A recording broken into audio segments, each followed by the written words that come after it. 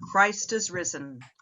This last presentation of the series, The Way of Jesus, leads us from the tomb onto the present time when the risen Christ lives among us. You will also find out why the word way is so important and meaningful. Come with me as we journey from darkness toward the light of Christ.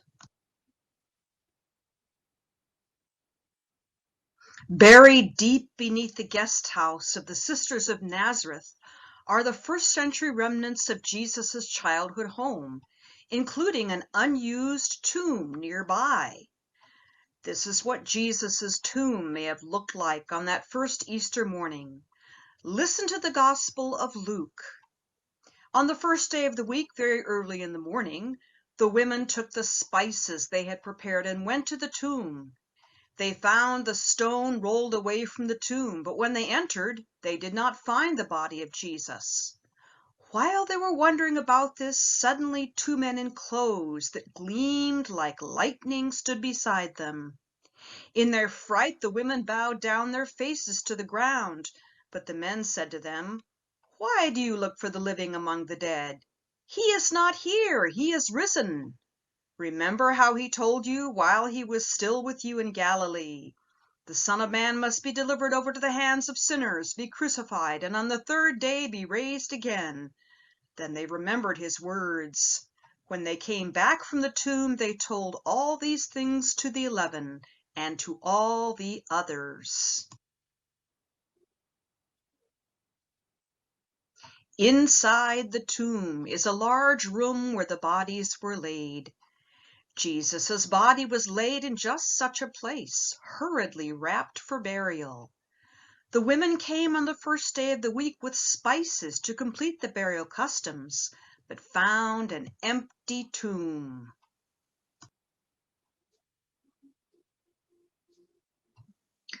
According to the Gospel of Luke, it was Mary Magdalene, Joanna, and Mary, the mother of James, and the others with them who told this to the apostles. But they did not believe the women because their words seemed to them like nonsense. Peter, however, got up and ran to the tomb. Bending over, he saw the strips of linen lying by themselves, and he went away, wondering to himself what had happened. Angels appeared to the women and told them that Jesus had risen from the dead.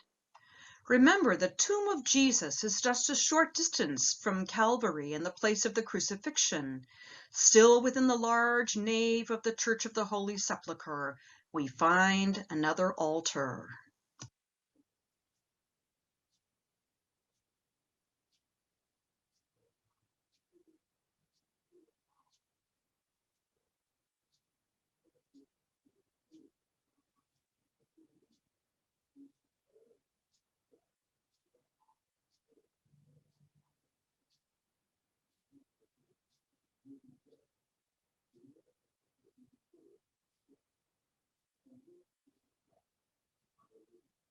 Here, within the circle of marble on the floor, pilgrims stand to remember Jesus appearing to Mary Magdalene. According to the Gospel of John. Now Mary stood outside the tomb crying. As she wept, she bent over to look into the tomb and saw two angels in white seated where Jesus' body had been, one at the head and the other at the foot. They asked her, "Woman, why are you crying?" "They have taken my Lord away," she said, "and I don't know where they have put him." At this she turned around and saw Jesus standing there, but she did not realize that it was Jesus. He asked her, "Woman, why are you crying? Who is it you are looking for?" Thinking he was the gardener, she said, "Sir, if you've carried him away, tell me where you have put him, and I will get him." Jesus said to her, "Mary." And she turned toward him and cried out in Aramaic, "Rabboni," which means teacher. This altar is found just nearby in a chapel location outside the church, where the garden may have been located.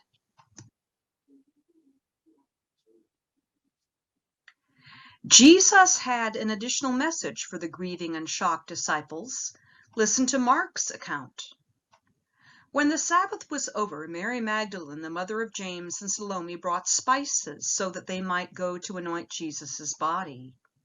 Very early on the first day of the week, just after sunrise, they were on their way to the tomb, and they asked each other, "Who will roll the stone away from the entrance to the tomb?" But when they looked up, they saw that the stone, which was very large, had been rolled away. As they entered the tomb, they saw a young man dressed in a white robe sitting on the right side, and they were alarmed. "Don't be alarmed," he said. "You are looking for Jesus the Nazarene, who was crucified. He has risen. He is not here. See the place where they laid him. But go, tell his disciples and Peter, he is going ahead of you into Galilee. There you will see him, just as he told you."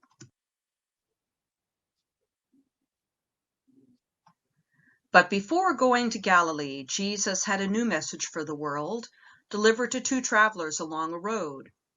Remember, I promised to tell you about the way? According to the book of Acts, Paul, before he was converted, went looking for those who belonged to the way. It seems like the first Christians were referred to as people of the way. Let's listen to Luke's account. Now, that same day, two of them were going to a village called Emmaus, about 7 miles from Jerusalem. They were talking to each other about everything that had happened. As they talked and discussed these things with each other, Jesus himself came up and walked along with them, but they were kept from recognizing him. He asked them, "What are you discussing together as you walk along?" They stood still, their faces downcast. One of them, named Cleopas, asked him, "Are you the only one visiting Jerusalem who does not know the things that have happened there in these days?" "What things?" he asked. "About Jesus of Nazareth," they replied. "He was a prophet, powerful in word and deed before God and all the people. The chief priests and our rulers handed him over to be sentenced to death, and they crucified him. But we had hoped that he was the one who was going to redeem Israel. And what is more, this is the 3rd day since all this took place. In addition, some of our women amazed us. They went to the tomb early this morning, but they didn't find his body. They came and told us that they had seen a vision of angels who said he was alive. Then some of our companions went to the tomb and found it just as the women had said, but they did not see Jesus." Jesus said to them, "How foolish you are, and how slow to believe all that the prophets had spoken. Did not the Messiah have to suffer these things and then enter into his glory?" And beginning with Moses and all the prophets, he explained to them what was said in all the scriptures concerning himself. As they approached the village to which they were going, Jesus continued on as if he were going further, but they urged him strongly, "Stay with us, for it is nearly evening, the day is almost over." So he went in to stay with them. When he was at the table with them, he took bread, gave thanks, broke it, and began to give it to them. Then their eyes were opened, and they recognized him, and he disappeared from their sight. They asked each other, "Were not our hearts burning within us while he talked with us on the road and opened the scriptures to us?"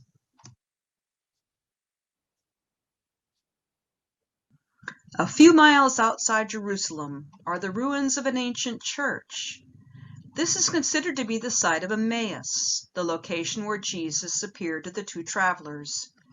Note the message for us today.